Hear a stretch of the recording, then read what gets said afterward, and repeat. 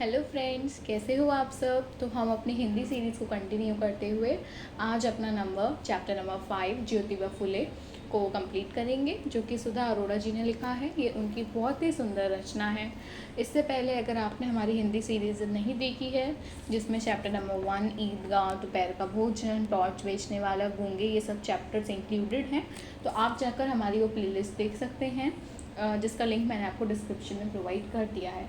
अगर आप चैनल पर नए हैं तो प्लीज़ चैनल को सब्सक्राइब करते जाइए और बेल आइकन भी प्रेस कीजिए, ताकि नेक्स्ट वीडियो से आप अपडेटेड रहें। नेक्स्ट थिंग, अगर आपको वीडियो पसंद आए तो लाइक कीजिए, एक प्यारा सा कमेंट भी करिए। जैसे मैंने आपको पहले वीडियो में बताया था कि आप लोग चैनल पर आते हैं, वीडियोस वॉच करते हैं, बट आप लोग सब्सक्राइब भी नहीं करते हैं। ये गलत बात है ना। मैं भी आपके लिए मेहनत कर रही हूँ, तो आपका भी एक फ़र्ज़ बनता है कि आप भी मुझे सपोर्ट करें। तो प्लीज़ सब्सक्राइब करके जाइए, ताकि आप भी अच्छे से पढ़ते रहें, मुझे भी एक मोटिवेशन मिलता रहे आपको पढ़ाने के लिए। Okay, so let's begin the chapter. सबसे पहले हम पहले की तरह ही बुक से उनका जीवन परिचय को एक बार रीड करेंगे, फिर उनका ब्रीफ समरी उनकी जीवन परिचय की मैं आपको प्रोवाइड करूँगी।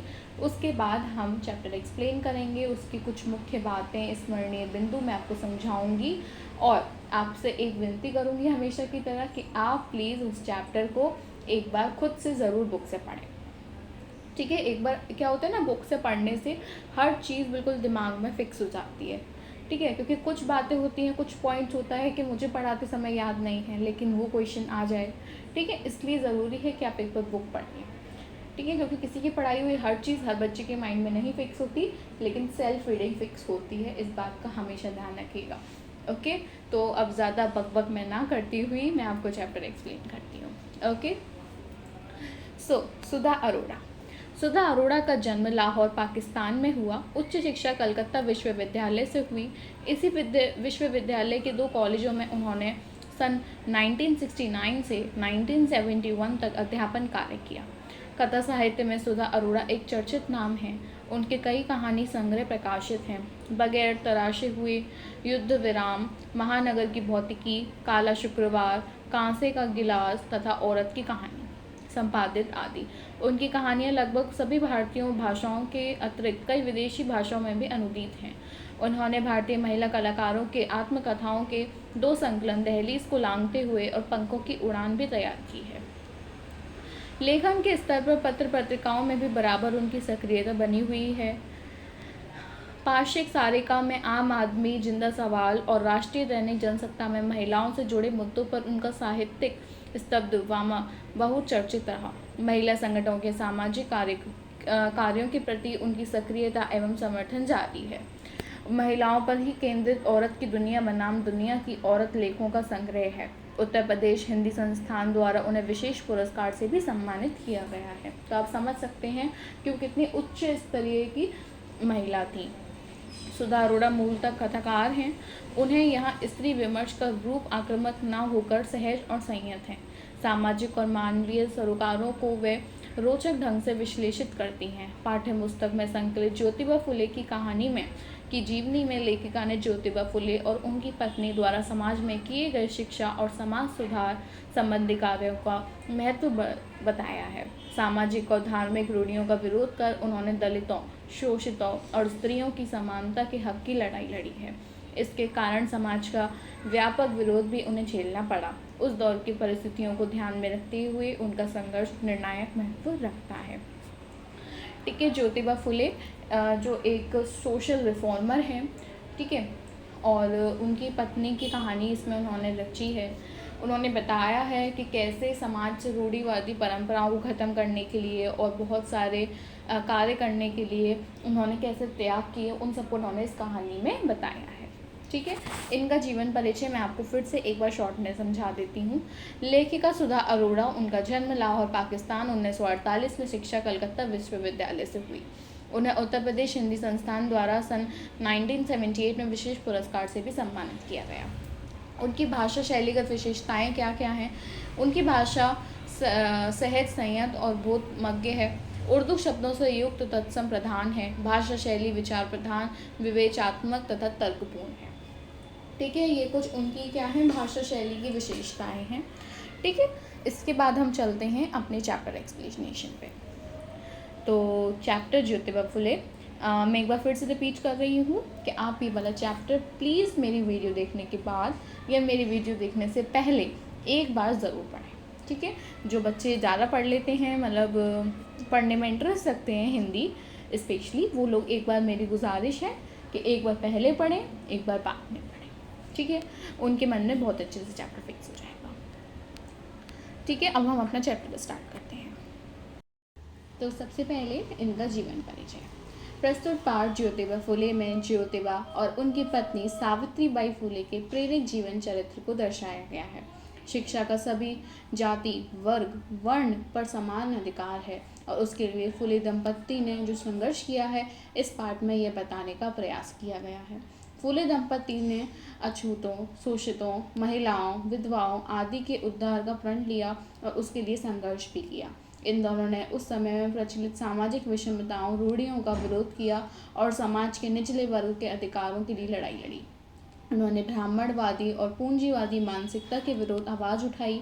उनका मानना था कि शिक्षा पर केवल उच्च वर्ग का ही अधिकार नहीं है, किसी का काम ऐसा नहीं है जो छोटा या बड़ा हो। उन्होंने शिक्षा पर सभी का हक दिलाया और शिक्षा ही समाज में सभी को समानता व शोषण से मुक्ति दिला सकती है, इस बात पर बल दिया।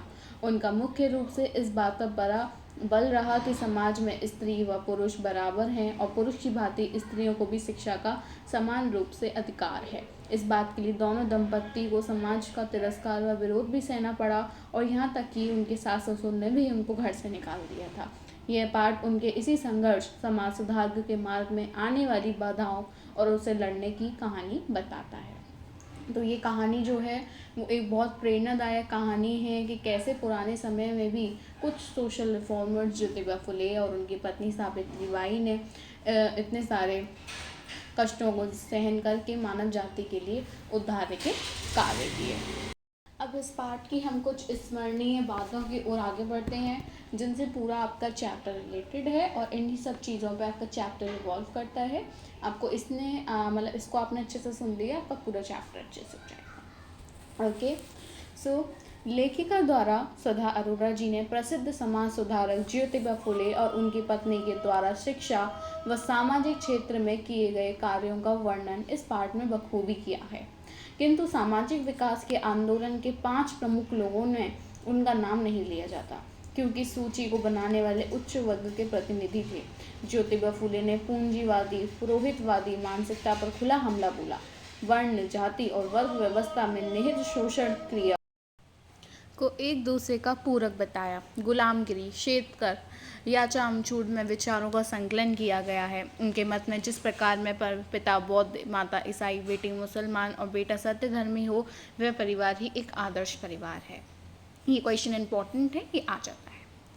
महात्मा ज्योतिबा फुले ने स्त्री शिक्षा पर बल देते हुए लिखा कि स्त्री शिक्षा के दरवाजे पुरुषों ने इसलिए बंद कर रखे हैं ताकि वे पुरुषों के समान स्वतंत्रता ना ले सके। ज्योतिबा फुले ने स्त्री समानता को प्रतिष्ठित करने वाली नई विवाह निधि की भी रचना की। उन्होंने अपनी इस नई विधि में ब्राह्मण का स्थान ही हटा दिया। उन्होंने पुरुष प्रधान, संस्कृति समर्थक और स्त्री की गुलामगिरी सिद्ध करने वाले सारे मंत्र हटा दिए। उसके स्थान पर ऐसे मंत्र रखे जिन पर वर वधू आसानी से समझ सके। 1888 में ज्योतिबा फुले ने महात्मा की उपाधि को लेने से यह कहकर इनकार कर दिया कि इससे मेरे संघर्ष का कार्य बाधित होगा। उनकी कथनी उनके आचरण और व्यवहार में उतरती हुई दिखाई देती थी। स्त्री शिक्षा के समर्थक ज्योतिबा ने सबसे पहले अपनी पत्नी को शिक्षित किया, उन्हें मराठी, अंग्रेजी भाषा में पारंगित किया। सावित्रीबाई को पढ़ने की रुचि बचपन से ही थी। एक बार बचपन में लाट साहब ने उन्हें एक पुस्तक दी। घर पहुंचने पर पिता ने उनकी वह पुस्तक नाली में फेंक दी, लेकिन उन्होंने वह पुस्तक रख ली और आगे चल के अपने पढ़ लिखने के बाद उसको अच्छे से पढ़ा, क्योंकि पहले के समय में लोगों को पढ़ने नहीं दिया जाता था, खास करके स्त्रियों को और लो कास्ट के लोगों को। ओके, 14 जनवरी 1848 को भारत में पहली कन्या पाठशाला की स्थापना पुणे में हुई। निम्न वर्ग की बालिकाओं के लिए पाठशाला खोलने के लिए ज्योतिबा फुले और सावित्रीबाई को बहुत सी बाधाओं तथा बहिष्कारों का सामना करना पड़ा। ज्योतिबा के धर्मगुरु पिता ने भी बहू बेटे को घर से निकाल दिया, जैसे मैंने आपको पहले बताया। सावित्री को तरह तरह से अपमानित किया जाता था, पर उन्होंने 1840 से 1890 तक 50 वर्षों तक एक प्रण होकर अपना मिशन पूरा किया। उन्होंने मिशनरी महिलाओं की तरह किसानों और अछूतों की झुग्गी झोपड़ी में जाकर काम किया। वे दलितों व शोषितों के हक में खड़े हो गए। महात्मा फूले और सावित्री बाई ने अपना लक्ष्य के प्रति समर्पित जीवन एक मिसाल बना दिया। मतलब इस चैप्टर में हमसे मुख्यतः क्या बात की गई है कि कैसे ज्योतिबा फूले और सावित्री बाई ने अपना पूरा दाम्पत्य जीवन एक मोह माया से हटकर लोगों की समाज सेवा में व्यतीत कर दिया। कैसे वो एक समाज सुधारक बन गए, कैसे उन्होंने विवाह नीतियाँ बदली, कैसे उन्होंने लोगों के लिए इतने कार्य किए और कैसे उन्होंने मध्य और लोअर वर्गीय लोगों के लिए कार्य किया। तो चलिए अब हम बढ़ते हैं अपने प्रश्न उत्तर की तरफ। प्रश्न उत्तर जो हैं इसके बहुत अच्छे हैं। आपको अच्छे से अगर आपने चैप्टर सुना है मेरा, अगर क्या होता है कि आपको कुछ बात समझ में नहीं आती है, ठीक है, तो सबसे बड़ी चीज़ है आप वीडियो को रिवाइंड कीजिए 10 सेकंड 20 सेकंड, उसको फिर से देखिए। ऐसा नहीं हो सकता कि मैंने आपको कुछ समझाने की कोशिश की हो, आपको नहीं समझ में आया हो, लेकिन फिर भी अगर आपको कोई क्वेरी है तो आप कमेंट बॉक्स खाली है, आप वहाँ जाकर बेझिझक कमेंट कर सकते हैं। अगर आपको पब्लिकली नहीं बताना है किसी को कि हमको क्या प्रॉब्लम है या जाहिर नहीं करना है, तो आप बेझिझक इंस्टाग्राम पर आ सकते हैं। अगर आपका इंस्टाग्राम अकाउंट है आप वहाँ जाकर हमको मैसेज कर सकते हैं। पता है मुझे खुशी क्या होती है कि आप लोग यूट्यूब पे कमेंट इतना नहीं करते, ठीक है, जस्ट बिकॉज कि आप लोगों को भी हेजिटेशन होता है पूछने में, कोई बात नहीं है, लेकिन मुझे बहुत खुशी है कि आप में से बहुत सारे लोग, लगभग जितना मेरे पास व्यूज़ आते हैं तो लगभग उससे जैसे उसके 1/4 लोग मेरे पास इंस्टाग्राम पे डीएम करते हैं कि मैम हमको ये प्रॉब्लम है या मैम हमको ये क्वेश्चन समझ में नहीं आ रहा है। तो आई रियली इम्प्रेसिव, बट लेकिन बच्चा आप लोग सब्सक्राइब नहीं करते हो, वो मुझे कहीं हर्ट कर जाता है, ठीक है। तो सब्सक्राइब भी कीजिए, मुझे हर तरीके से सपोर्ट कीजिए, ओके। और लेकिन अगर आपको नहीं करना है तो लेकिन फिर भी आप अपने क्वेरीज पूछ सकते हैं, मैं आपके लिए हमेशा तैयार हूँ, ओके। तो अब प्रश्न अभ्यास शुरू करते हैं। पहला प्रश्न है, ज्योतिबा फुले का नाम समाज सुधारकों की सूची में शुमार क्यों नहीं किया गया? तर्क सहित उत्तर लिखिए। ज्योतिबा फुले का नाम समाज सुधारकों की सूची में शुमार इसलिए नहीं है क्योंकि इस सूची के निर्धारणकर्ता उस उच्च वर्गीय समाज के प्रतिनिधित्व करते थे जिसका ज्योतिबा फुले विरोध करते थे। ब्राह्मण होते हुए भी वे हमेशा ब्राह्मण समाज में व्याप्त आडंबरों और रूढ़ियों का विरोध करते थे। वे सभी को समान अधिकार देने के समर्थक थे। महात्मा ज्योतिबा फुले के अनुसार शासक और धर्म के ठेकेदार आपस में मिलकर प्रशासन चलाते हैं, इसलिए विशेष वर्गों और स्त्रियों को मिलाकर प्रशासन व्यवस्था के विरोध आंदोलन चलाना चाहिए, ठीक है। मतलब वो ब्राह्मण होते हुए भी ब्राह्मणों की आडंबरों, उनकी रूढ़िवादी परंपराओं पर व्यंग कसते थे। इसी वजह से जिन लोगों ने सूची बनाई थी किनकी, समाज सुधारकों की, इसलिए उन्होंने उनका नाम नहीं लिखा था कि ये ब्राह्मण होते हुए भी ब्राह्मणों का विरोध करते हैं। नेक्स्ट प्रश्न है, अगला सवाल है, शोषण व्यवस्था ने क्या क्या षड्यंत्र रचे और क्यों? वर्ण और जाति के आधार पर मनुष्य को बांटकर शोषण व्यवस्था ने अनेक षड्यंत्र रचे। वे पिछड़े वर्गों और स्त्रियों को शिक्षा से दूर रखकर उनका शोषण करते थे। जातिगत भेदभाव उत्पन्न कर एक दूसरे को लड़वाकर वे अपना स्वार्थ सिद्ध करते थे और ऊंच नीच, अमीरी गरीबी की भेद नीति से भी जन सामान्य का शोषण ही करते थे। मीन्स अमीर और गरीबों का के बीच में रेखा बनाकर, ठीक है, just like we say that rich become more richer and the poor become more poorer, ठीक है, ऐसे करके उनके बीच में डिफरेंस क्रिएट करते थे और इससे उनको एक तरह से शोषण करते थे उनका। नेक्स्ट क्वेश्चन, ज्योतिबा फुले द्वारा प्रतिपादित आदर्श परिवार क्या आपके विचारों के आदर्श परिवार से मेल खाता है? पक्ष विपक्ष में अपना उत्तर दीजिए। मीन्स जिस प्रकार ज्योतिबा फुले का आदर्श परिवार था वो जैसे मानते थे कि आप भी उनके विचारों से सहमत हैं? अगर हाँ तो उसके पक्ष में आंसर दीजिए और अगर ना तो उनके विपक्ष में आंसर दीजिए। तो मेरा पक्ष है कि ज्योतिबा फुले के विचार अपने समय के रूढ़िवादी समाज और शिक्षा से बहुत आगे थे। उनके विचारों में आदर्श परिवार वह परिवार है जिसमें पिता बौद्ध होना चाहिए, अर्थात परिवार का मुखिया सबको समान समझने वाला होना चाहिए। माता ईसाई होनी चाहिए, अर्थात माँ मरियम की तरह दुख सहन करके अपने बच्चों को अच्छे बुरे का ज्ञान दे सके। परिवार में बेटी मुसलमान होनी चाहिए, जो बिना भेदभाव से सभी का दुख दर्द समझे, और बेटा सत्य धर्मी होना चाहिए, यानी परिवार ऐसा होना चाहिए जिसमें धार्मिक भेदभाव ना हो और सब में त्याग की भावना हो, ताकि परिवार का कल्याण हो सके। ये मेरा उनके पक्ष में आंसर था। अब लेकिन मैं उनसे कहीं हद तक विपक्ष में भी हूँ, मैं उनकी कुछ चीज़ों को मानती हूँ, कुछ को नहीं, तो मैंने इसमें अपना आंसर पक्ष में भी दिया है और विपक्ष में भी। तो विपक्ष, परिवार को धार्मिक नज़रिए से नहीं देखना जाना चाहिए, केवल धर्म के आधार पर किसी परिवार की नींव नहीं पड़ सकती। परिवार में विद्यमान लोगों में आपसी प्रेम, एकता, आपसी समझ, समन्वय की भावना, परिस्थितियों में दृढ़ता का भाव इत्यादि होना चाहिए। यदि किसी परिवार के मध्य यह नहीं है तो वह आदर्श परिवार कहला ही नहीं सकता। मतलब ज्योतिबा फुले जी ने क्या कहा कि मुसलमान होना चाहिए, ईसाई होना चाहिए, सत्यधर्मी होना चाहिए, मतलब उन्होंने अपने परिवार को धर्मों से तोला। तो मैं ठीक है, इस बात से उनकी एग्री करती हूँ कि सबको ऐसा ऐसा होना चाहिए, क्या सिर्फ धर्म के आधार पर हमको होना चाहिए, इसलिए उनकी इस बात से मैं एग्री नहीं करती। मैंने इसमें आपको पक्ष के आंसर भी दिया है, विपक्ष का आंसर भी दिया है, तो जो लोग उनसे सहमत हैं तो वो मेरा पक्ष वाला आंसर नोट डाउन करके वो लिख सकते हैं। जो उनके विपक्ष से सहमत हैं, ठीक है, उनकी बात को नहीं मानते, वो उनका विपक्ष वाला आंसर यहाँ से नोट डाउन करके ले सकते हैं। अगर आपको नोट डाउन करने में, मैं बोल रही हूँ, आपको नोट डाउन करने में परेशानी हो रही है, आप कमेंट करिए, मैं आपको प्रोवाइड कर दूँगी नोट्स। ओके, नेक्स्ट क्वेश्चन, स्त्री समानता को प्रतिष्ठित करने के लिए ज्योतिबा फुले के अनुसार क्या क्या होना चाहिए? वो यह है कि पुरुषों के समान स्त्रियों को भी शिक्षा प्राप्त करने का अधिकार होना चाहिए, स्त्रियों को पुरुषों के समान जीने का अधिकार तथा स्वतंत्र पूर्वक रहने का अधिकार देना चाहिए।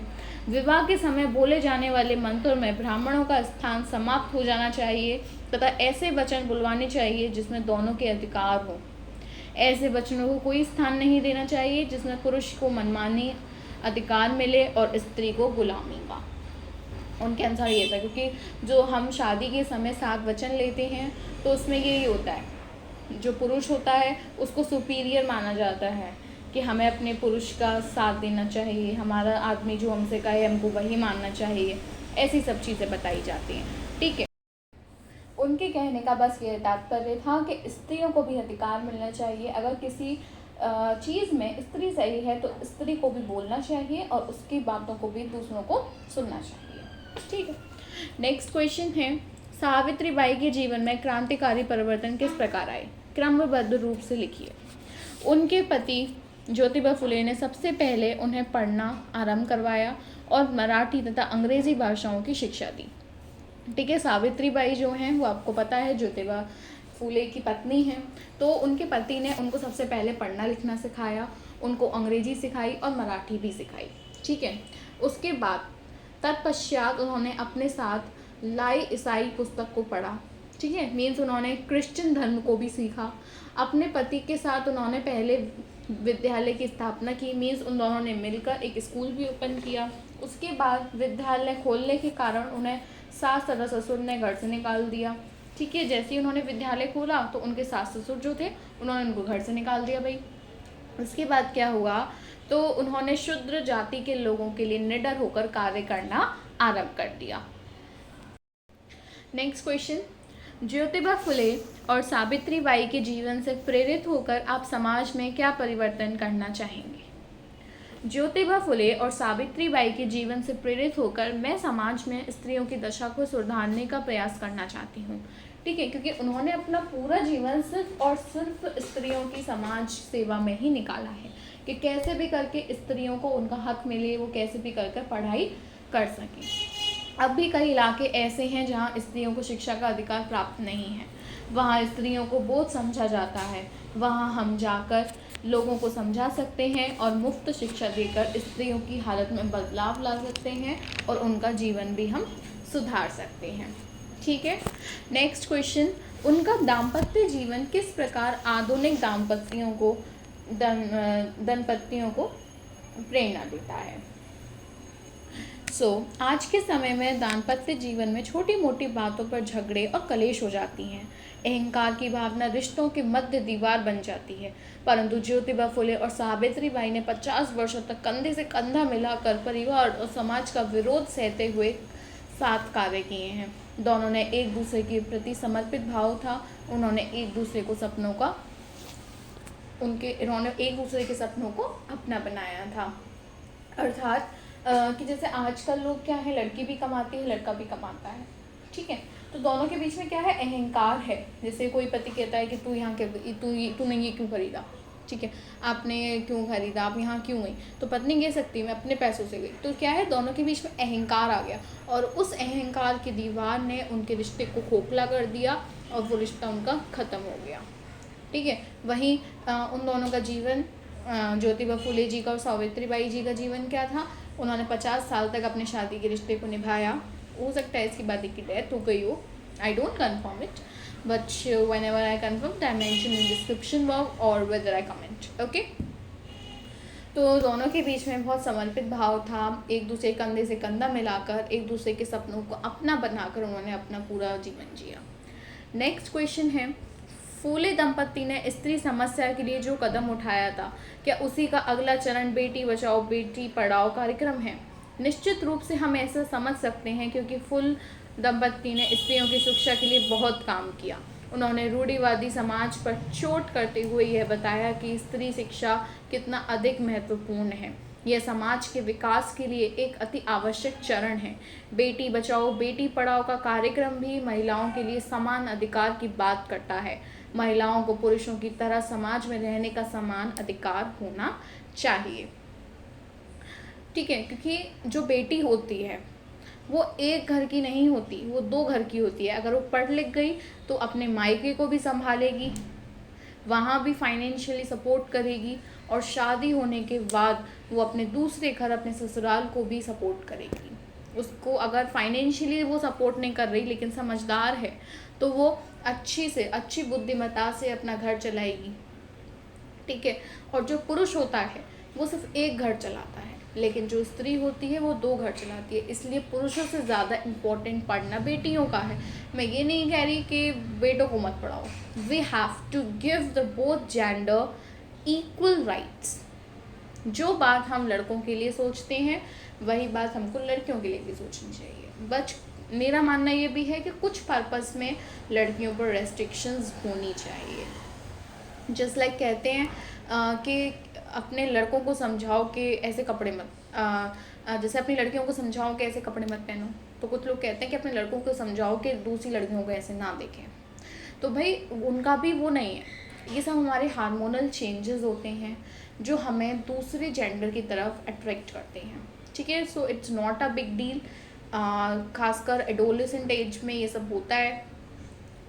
तो जेंडर इक्वालिटी की बात हम करते हैं तो हमें इक्वालिटी दोनों तरफ लानी चाहिए और रेस्ट्रिक्शंस दोनों पर देनी चाहिए। Not on the same place we give the restrictions, but if we give restriction on some gender, we have to give restriction to the another gender too, but in different cases also, okay। so next question, आशय स्पष्ट कीजिए। पहला question, सच का सवेरा होते ही वेद डूब गए, विद्या शूद्रों के घर चली गई, भूदेव ब्राह्मण शर्मा गए। इसका आशय है, ज्योतिबा फुले कहते हैं कि सबसे शूद्र जाति वाले लोगों ने शिक्षा के महत्व को समझकर शिक्षा ग्रहण करना आरंभ किया है। तब से ब्राह्मण समाज का अंत आ गया है। वेदों के नाम पर उन्होंने समाज के अन्य लोगों को दबाकर रखा है, लेकिन आज स्थिति बदल गई है। अब वेदों का महत्व समाप्त हो गए हैं। शूद्रों के पास ज्ञान की शक्ति देखकर ब्राह्मण समाज लज्जित हो गया है, जिसमें इतने वर्षों उन्होंने अपना अधिकार बनाए रखा था, अब वह उनका नहीं रहा है। शिक्षा का अधिकार सबके लिए है और अब सब उसका फ़ायदा उठा रहे हैं।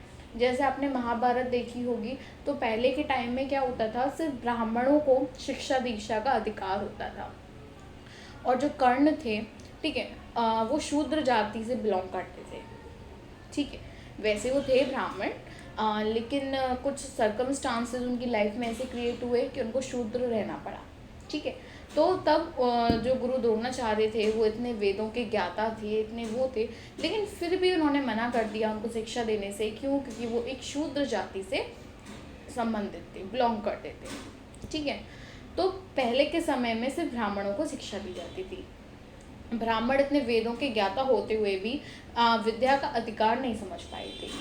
लेकिन बाद में जब सब हो गया, ठीक है, धीरे धीरे लोगों को समझ आने लगा, तो जब जो लोअर कास्ट के लोग हैं वो भी पढ़ने लग गए, तब सबको अक्ल आई कि हमको करना चाहिए, सबको समानता का अधिकार देना चाहिए। सॉरी जो बैकग्राउंड नॉइज़ क्रिएट हो रहा है, एक्चुअली बहुत टाइम से वीडियो अपलोड नहीं किया है, तो मुझे कैसे भी करके विदाउट एडिटिंग वीडियो अपलोड करना पड़ रहा है, so sorry for this. Next question, इस शोषण व्यवस्था के खिलाफ दलितों के अलावा स्त्रियों को भी आंदोलन करना चाहिए। तो राइट, ज्योतिबा फुले कहते हैं कि सदियों से ब्राह्मण समाज ने शूद्रों के साथ साथ स्त्रियों का भी शोषण किया है। उन्होंने स्त्रियों को कभी सिर नहीं उठाने दिया, पत्नी धर्म के धर्म में उन्हें गुलाम बनाकर रख दिया। अतः शूद्रों के अतिरिक्त स्त्रियों को भी अपने अधिकारों के लिए ब्राह्मण समाज का विरोध करना चाहिए, वे तभी अपने अधिकारों को पा सकेंगी। ओके, सो नेक्स्ट क्वेश्चन, निम्नलिखित गद्यांशों की संदर्भ सहित व्याख्या स्पष्ट कीजिए। जैसे ही मैंने आपको लास्ट वीडियो में बताया था कि संदर्भ में और सिर्फ आशय स्पष्ट करने में जो डिफरेंस होता है वो मैंने आपको पहले बता दिया है। अगर आपने नहीं देखा तो आप लास्ट वीडियो में जाकर I think in the mid you find a difference. Okay, so the first question is, स्वतंत्रता का अनुभव dash and dash and dash her स्त्री की थी। इसका प्रसंग संदर्भ है प्रस्तुत गद्यांश सुधा अरोड़ा द्वारा रचित ज्योतिबा फूले की है। इन पंक्तियों में ज्योतिबा फूले स्त्रियों को अपनी शोषण अवस्था से उठकर अपने अधिकार पाने के लिए उत्साहित करते हैं। ज्योतिबा फूले ने स्त्री की समानता और स्वतंत्रता को प्रतिष्ठित करने के लिए नई विवाह विधि की रचना की, जिसमें उन विचारधारा का निकाल किया जिसमें स्त्री को गुलाम समझा जाता था। उन मंत्रों के स्थान पर ऐसे मंत्र बनाए जिनमें वधू वर से अपने लिए स्वतंत्रता मांग करती है और कहती है कि उन्होंने अपनी आज़ादी कभी महसूस ही नहीं की है। पहले में स्त्री अपने पति से कहती हैं कि हम स्त्रियों की बचपन से स्वतंत्रता ले ली जाती है, मृत्यु तक इसे गुलामी की युक्त जीवन को स्त्रियां जीने के लिए विवश होती हैं। अतः तुम कसम खाओ कि मुझे मेरे अधिकार दोगे और अपने समान स्वतंत्रता पूर्वक जीने दोगे। अर्थात तुम्हें जिस प्रकार जीने का अधिकार है वैसे ही जीने का अधिकार मुझे भी है इस विवाह के पश्चात। मतलब उन्होंने ऐसे नई विवाह नीति बनाई कि जिसमें सबको समान अधिकार हो। नेक्स्ट क्वेश्चन, मुझे महात्मा कहकर dash and dash and dash अलग ना करें। तो प्रस्तुत गद्यांश सुधा अरोड़ा द्वारा रचित है। प्रस्तुत पंक्तियाँ श्री ज्योतिबा फुले पाठ से ली गई हैं, जिसमें उन्हें महात्मा शब्द से संबोधित किया गया है। तो ज्योतिबा फुले के कार्य के लिए उन्हें महात्मा कहकर संबोधित किया गया था। उन्होंने तब कहा था कि मुझे इस प्रकार की पदवी ना दें। इस प्रकार की पदवी देकर मानव अपनी दिशा से भटकता जाता है, उसमें अहंकार आ जाता है कि अब तो मुझे सब बॉस बुला रहे हैं, मैं तो बॉस हूँ, अब मैं काम नहीं करूँगा। मेरे अंदर एटीट्यूड आ जाता है, अहंकार आ जाता है और उसके कार्यों को विराम लग जाता है, अब वो कुछ काम करना बंद कर देता है। अतः मुझे इस स्थिति से बचाएं और अपने जैसा ही रहने दें। मुझे महात्मा ना कहलाएं, तभी मैं अपने कार्यों को सही प्रकार से पूरा कर पाऊँगा। ठीक है, तो इसी के साथ आपका चैप्टर यहीं पर फिनिश हो गया है। इस चैप्टर से ज़्यादा क्वेश्चंस नहीं बनते हैं एक्चुअली। जो लास्ट चैप्टर था ना गूंगे, उस चैप्टर से बहुत क्वेश्चंस बनते हैं रांगे राघव जी के। तो मेरी रिक्वेस्ट है उस चैप्टर को तो बहुत अच्छे से कर लेना, इसको भी कर लेना, लेकिन इसके खासकर इतने इंपॉर्टेंट क्वेश्चंस नहीं हैं। लेकिन इसका मतलब ये नहीं है कि आप ये ना पढ़ें, कभी कभी किस्मत खेल जाती है तो ये ना हो इसी चैप्टर से क्वेश्चंस आ जाएँ। ठीक है, इसको भी पढ़ना। योग्यता विस्तार देख लेते हैं एक बार।